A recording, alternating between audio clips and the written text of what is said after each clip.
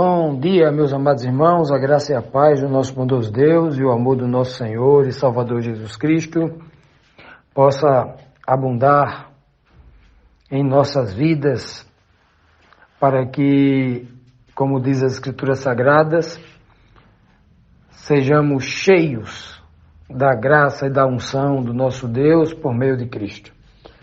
Amados, hoje, terça-feira, nós vamos dar continuidade ao estudo da nossa lição semanal, que tem como tema Jesus é perseguido por curar. Na semana passada a gente estudou o milagre que Cristo fez lá no tanque de Betesda, curando aquele homem que estava doente lá há 38 anos, né? Deitado lá no seu leito, aguardando uma cura. E Cristo curou, né? Obviamente, e começou-se uma perseguição a Jesus Cristo. E ontem nós vimos, né, quando eles disseram que Cristo se fazia igual a Deus, Cristo imediatamente mostrou que eles estavam equivocados, porque Cristo nunca se fez igual a Deus, né? Pelo contrário, ele mostra categoricamente que ele nunca seria igual a Deus, que Deus pode tudo, e ele disse que não podia fazer nada de si mesmo, né?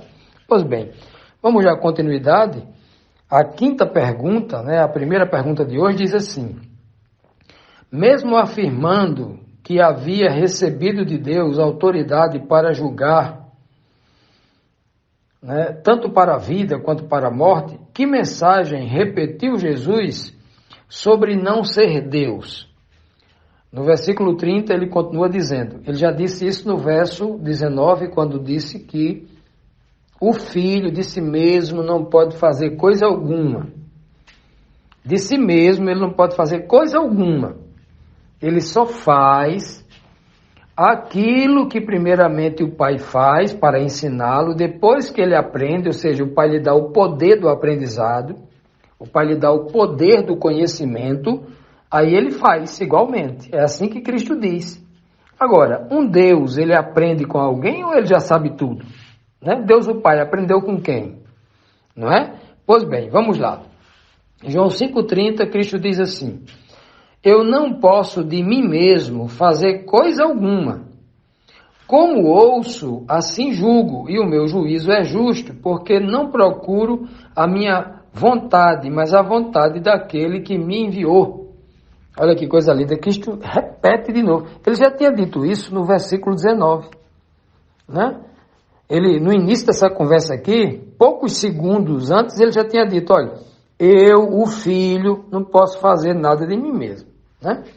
E agora ele continua dizendo, eu não posso de mim mesmo fazer coisa alguma. No verso anterior, ele está falando que ele recebeu do Pai, do versículo 22 ao 27, ele vai dizer que recebeu do Pai o poder de julgar. O Pai lhe deu essa autoridade porque ele é filho do homem, porque ele esteve aqui, conhece ser humano, esteve na nossa condição.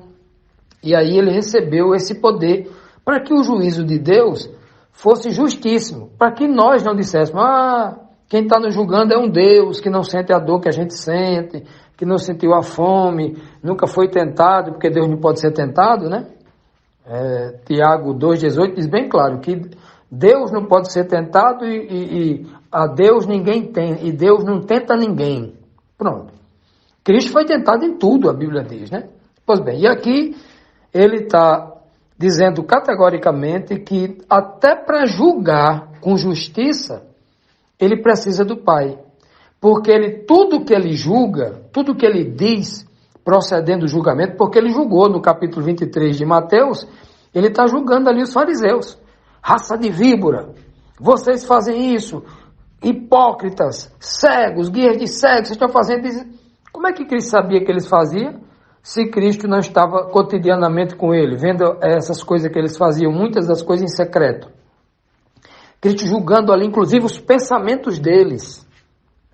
Como? Só o Pai. E ele diz aqui como é que funciona. O Pai fala ao seu ouvido, olha, como ouço de quem? Do Pai. Assim julgo, e o meu juízo é justo, porque não procuro fazer a minha vontade, mas a vontade daquele que está me falando ao ouvido. Cristo vai continuar dizendo, em muitos outros versos, dizendo que tudo que ele dizia não era palavras dele. Ora, se Cristo está falando da palavra de alguém, é porque ele está escutando esse alguém. E aqui ele está dizendo categoricamente, eu estou escutando meu Pai. Olha, meu juízo é justo porque eu não julgo segundo as minhas próprias ideias, segundo os meus próprios juízos. Não, eu julgo porque eu estou sendo orientado por alguém que é justíssimo. Por isso que meu juízo é justo. Vocês estão tentando me julgar, achando que quem está julgando aqui é um homem que está seguindo suas próprias ideias, sem saber de nada na vida. Não. Eu estou julgando e o meu juízo é justo, porque quem está me dizendo o que falar para vocês é alguém que já sondou os corações de vocês, que sabem todas as intenções dos vossos corações, sabe a índole de cada um, sabe o caráter de cada um. Ele mediu cada um de vocês, cada milímetro, cada micrômetro quadrado dos vossos corações, dos vossos pensamentos, ele já mediu. Por isso que o meu juízo é justo, porque eu estou sendo aqui guiado por Deus. Que coisa linda, não é? Vim fazer a vontade daquele que me enviou.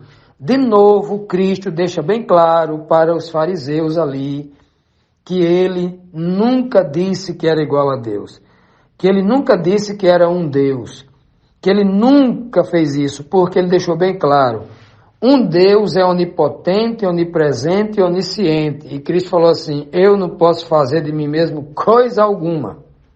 Olha o que Cristo está dizendo aqui. Como é que alguém que era um Deus igual ao Pai diria uma coisa dessa? Claro que ele nunca diria, Cristo nunca mentiu na vida dele, ele nunca mentiria.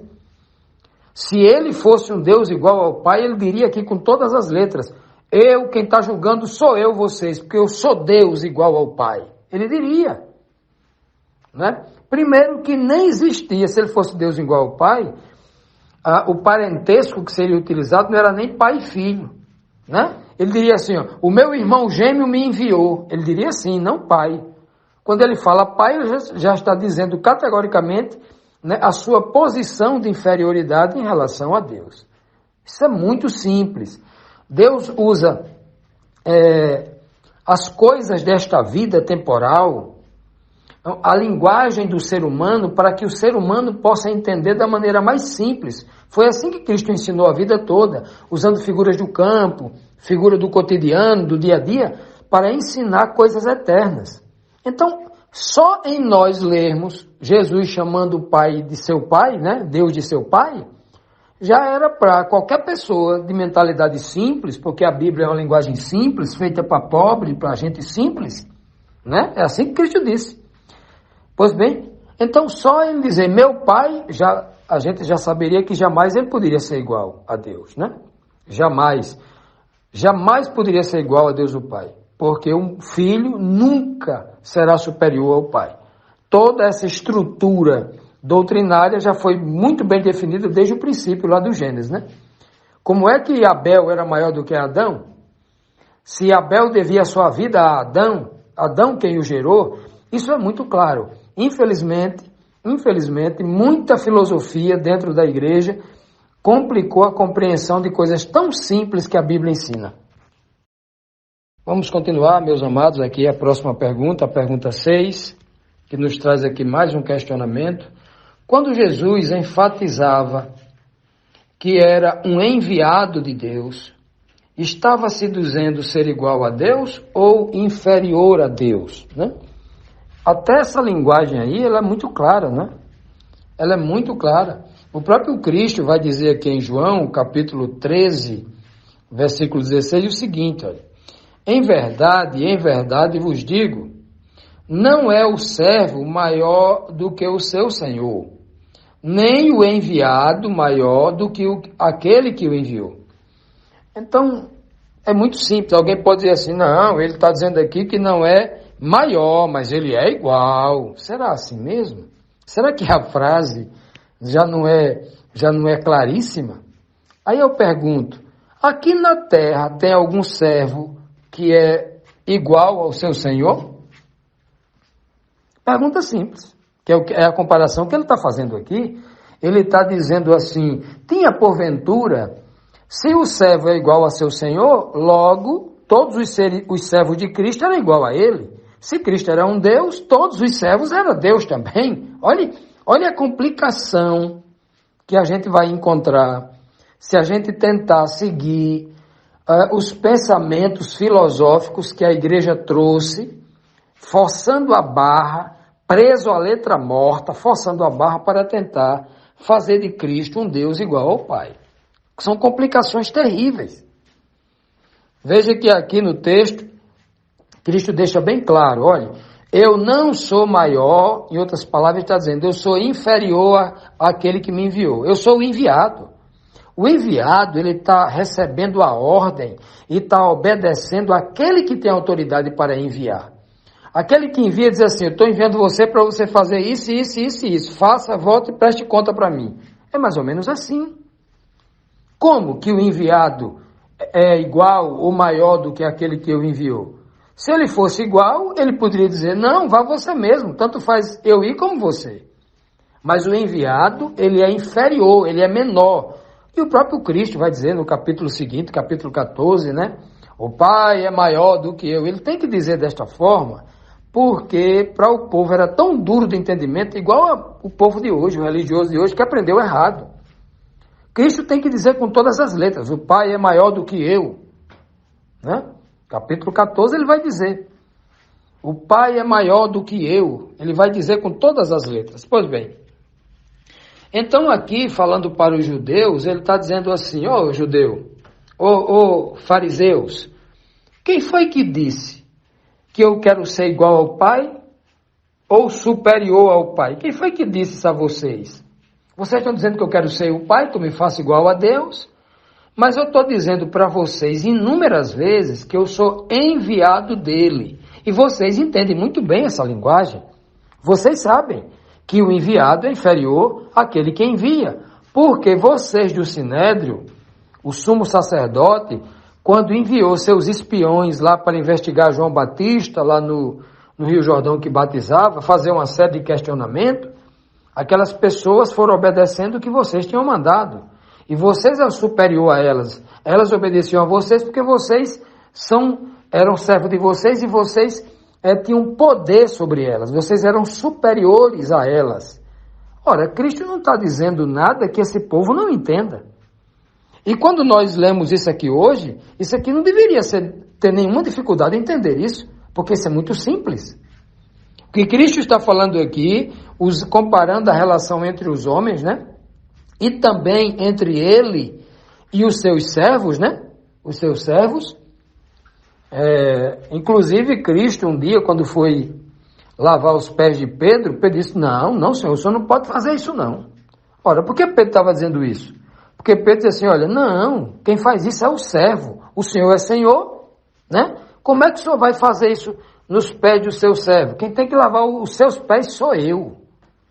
Era o que Pedro estava dizendo. Aí Cristo falou assim, Pedro, se eu não lavar os teus pés, você não tem parte comigo. É o que Cristo diz, né? Aí Pedro vai pedir para se lavar todinho. Cristo disse que não precisava todo, porque ele já tinha sido lavado no batismo lá de João, tal.